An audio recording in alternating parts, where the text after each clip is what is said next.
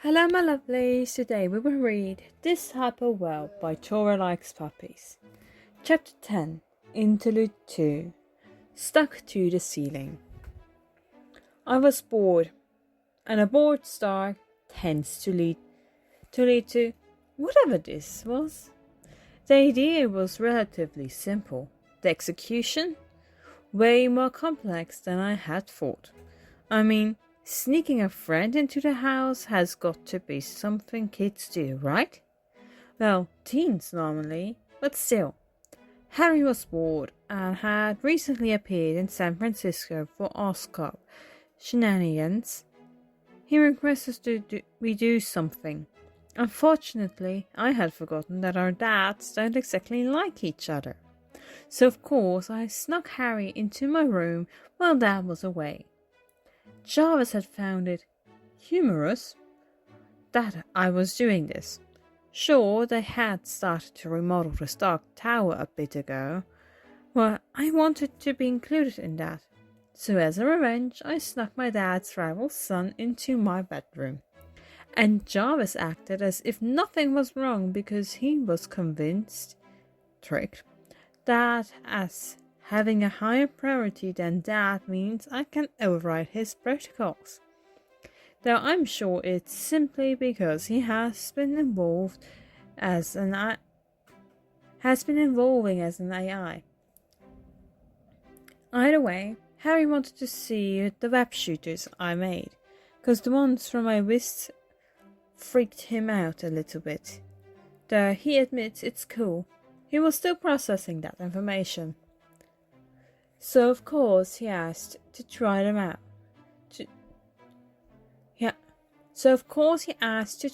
on, and being the brilliant mind of a Stark, I let him, which led to the situation I was in now, stuck to the ceiling along with my best friend, cause the canister holding the webbing exploded, which conveniently led to the discovery that the fluid has a limited shelf life before it gets risky to use.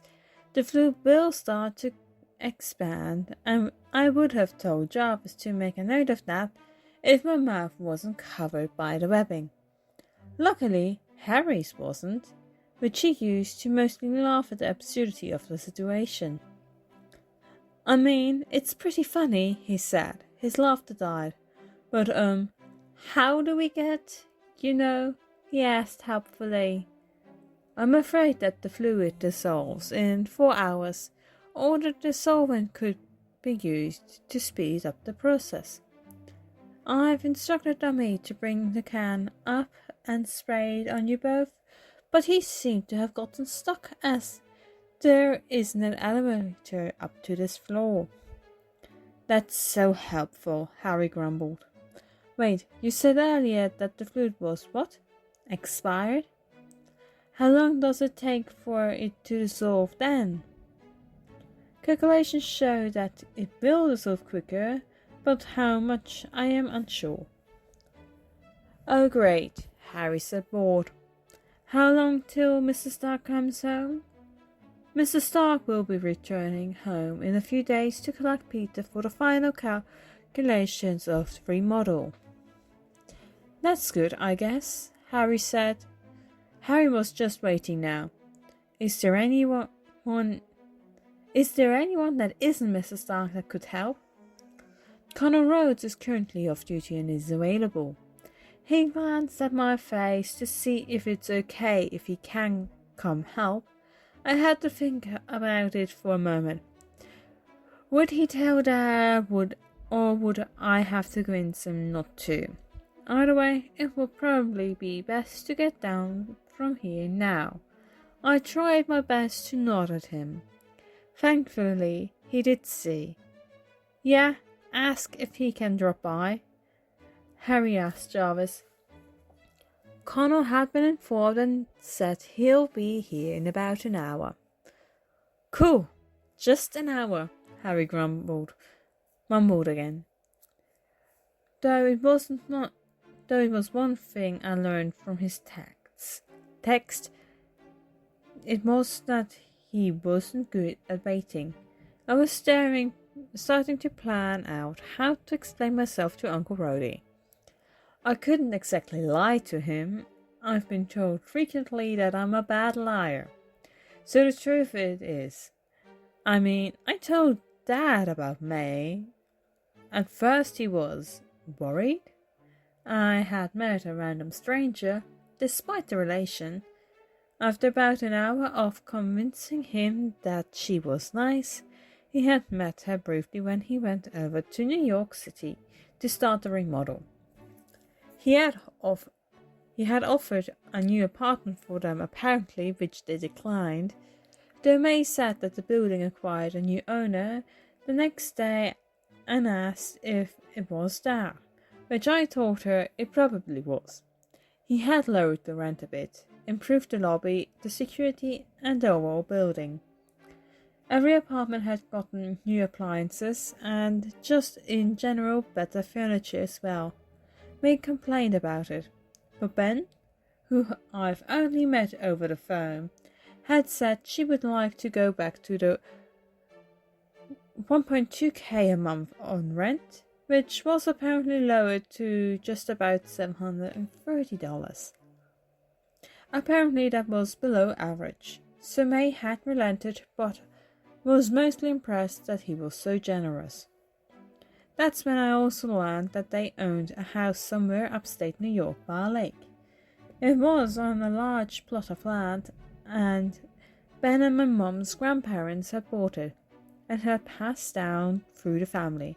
It was currently in Ben's ownership, but it would have gone to my mum since she was the older sibling. Their dad had recently passed, so that's why it was Ben's now. He had brain cancer.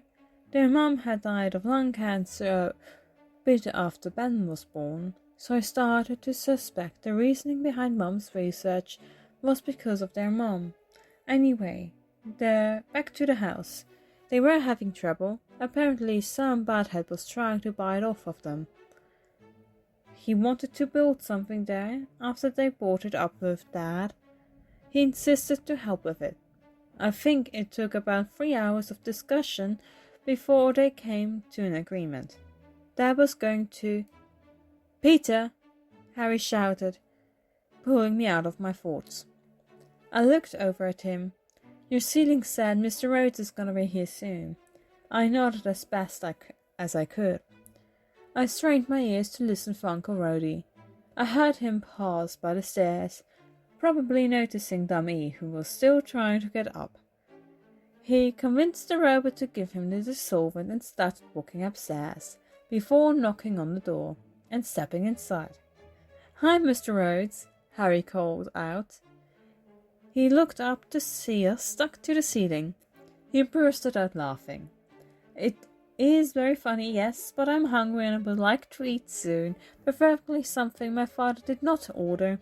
He has terrible taste in food," he complained, which only made him laugh harder.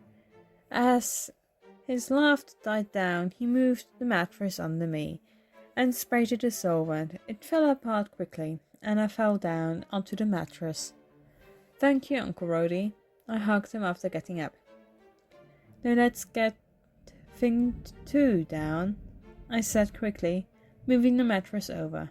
Rhodey sprayed the webbing around him, and it fell apart quickly, letting him fall onto the mattress. Now I imagined the first time in your... Not how I imagined the first time in your bed, Peter, Harry joked. My face reddened and Rhodey howled in laughter. "Oh, I like you," he said, catching his breath. "At first I was worried, but now I see no reason to be." He smiled and patted his shoulder. "Please don't tell Dad." "You mean you haven't told Peter, probably your first friend, and you haven't told your dad?" "Well, I know he hates his dad, and I was worried he'd hate him too, by association," I explained. "I understand, I do, but I think he'll get over it, 'cause it's you, Pete. He'd be happy you made a friend, and hell, he might may find it hilarious that you two are friends at all. You know the whole Stark versus Osborne thing has started by Howard and Amberson, right? Then Howard died. Tony tried to reconcile, but it was Norman who shot him down. Now the grandkids decide to say, screw it, screw that and be best friends. I bet Howard is squirming in anger wherever he is. Rhodey smiled and pulled me into a hug. Thanks, Rhodey. I hugged him back. Yeah, Mr. Rhodes, thanks for, I don't know, being a decent human being? Harry smiled. At least I can do, Harry. Now, you said you were hungry? He rubbed his hands together, clearly wanting to spend a lot on whatever credit card Dad left lying around. Maybe he was right, and Dad would be okay with this. Dad was, in fact, not okay with this. No, he was overjoyed by the news. He was glad I not only made a friend, but made a friend with Harry Osborne. He said that Harry is welcome to whatever home he owns, if he ever needs an escape, which was extended to his mum as well, when he heard she was also, in fact, a decent human being. They never told Norman, silently agreeing that he can find out, hopefully. Never, and just deal with it, if he does. Did I silently hope he died soon? No. Okay, maybe I hoped he died of natural reasons, and not some freak accident either way. I was just glad I didn't have to hide Harry anymore. Unfortunately, Harry returned to his father and was headed back to New York City. Luckily, I was headed there soon too, as Dad had dubbed the tower kid-friendly and was heading back to Cali to get me. He wanted help with something at the tower, which I was thankful for. I was happy to help with SI stuff, so I hope this little field trip, as Dad dubbed it, would go smoothly. So this was chapter 10. I'll see you guys in the next one. Bye bye.